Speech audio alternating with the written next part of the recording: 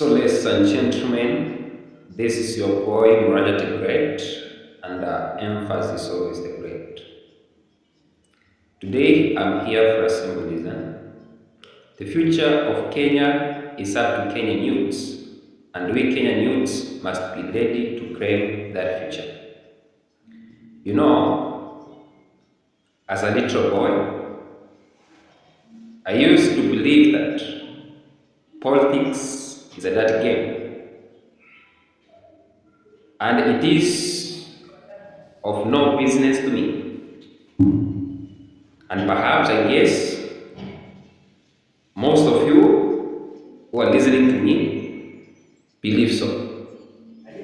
But it is up to lesson 3 that I come to agree with one philosopher who once said that if you don't do politics, politics will definitely do you. And due to the experience I've been in it, I won't mind hiding the fact that if you don't do politics, politics will do you and you won't like the experience. Because it doesn't matter who you are, your career, your tribe, your religion, or where you come from. What matters is the political hygiene of the country. Your education as a youth is determined by the political hygiene of the country. Who do you choose as your member of parliament?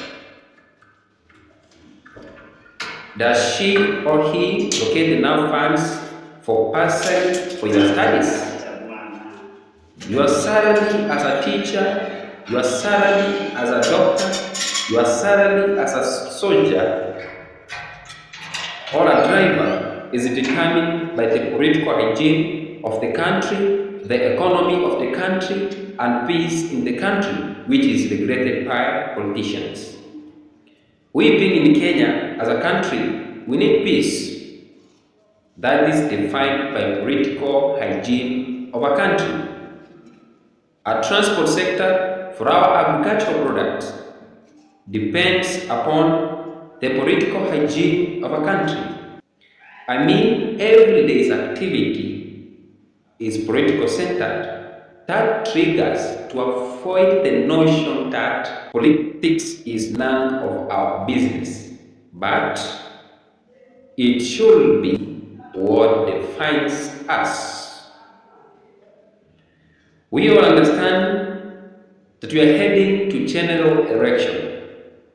And that's where we do always make willing mistakes by choosing the wrong and incumbent people to government chambers. And that is starting from the member of county assembly up to the head of state. Mwalimu Julius Kambarage Nyerere of Tanganyika once said, when it reaches a time like this, when we are heading to general election, it is good for us citizens to understand that we have leaders, and number 2, we have what we call political parties. And those are 2 different things. And I completely agree with Mwalimu Julius Kambarage Nyerere of Tanganyika. You know, we have some leaders who spend more in campaigns than even in development.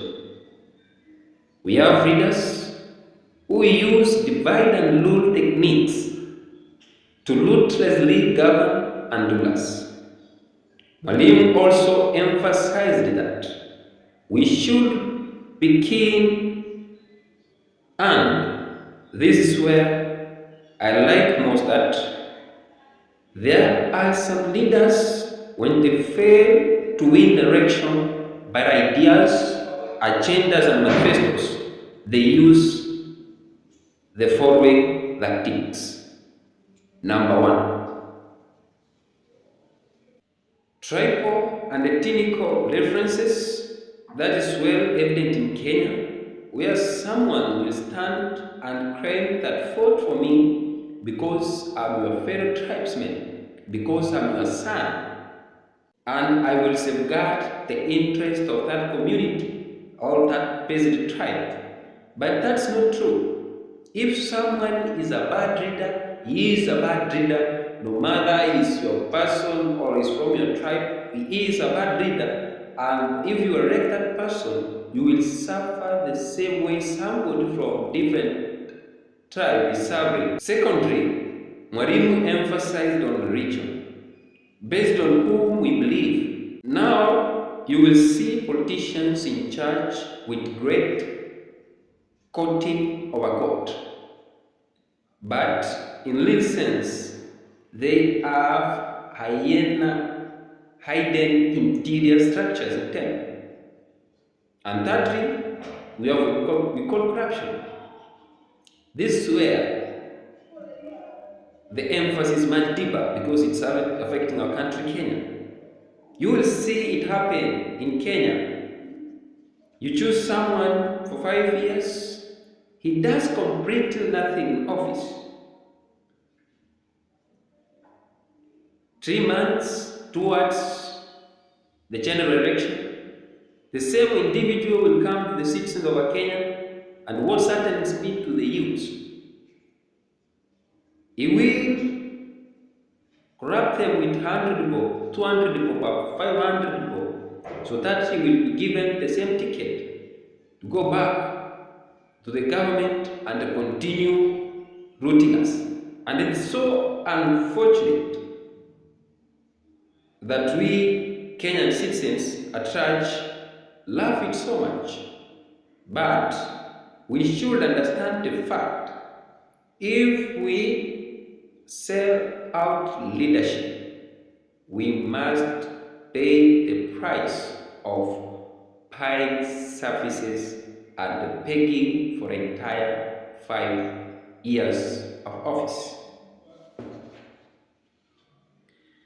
And that's why sometimes I don't blame politicians, I will always blame the youths and the citizens. Because the failures of politicians begins from the failures of the people who are the one with the power and mandate to elect and choose them, and even holding them accountable. I submit to you today, we should understand that for us to go forward as a country and safeguard our future, number one, we are all brothers and sisters of Kenya with common interest. Despite whom you elect, we all want development. We all want food on the table. We all want good health care. We all want good infrastructure. And most importantly, we youths want to be included. That brings me to the fact that we should exercise peace during this period, because you need me after election and I need you after the election. If we harm each other, it won't be necessary, because even the people we elect, by the end of the day, they will find their hands shake and eat us properly. So your brother, your sister, your neighbor is necessary despite the election ambitions and views. There is no enmity in the political sphere. And that I want everybody to understand. You see, the greatest opponent of the current president of Kenya is now his brother. And the adjoint brother, the assistant to the president of the current Kenya, is now the biggest enemy and the biggest opponent. So that proves to us that there is no enemy in politics. So these guys are just dividing us and ruling us for their own interests.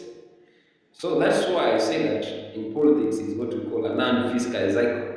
So don't get much deep into it. Instead, consider the evidence that we need each other, we as brothers, we as the common mwananchi who are suffering down there. So we Kenyan youths and citizens must wake up and reinstate our distracted future for our sake of the coming generation by choosing the right leaders in this coming election, and that can be done. Let us choose someone based on agenda on health, based on agenda in education, based on agenda in agriculture, based on agenda of youth development, and agenda in development of infrastructure. I, the great, I will choose a leader this coming election based on capability, manifesto, and agenda. So, what about you? Our Kenya youth's future. Join me. Thank you.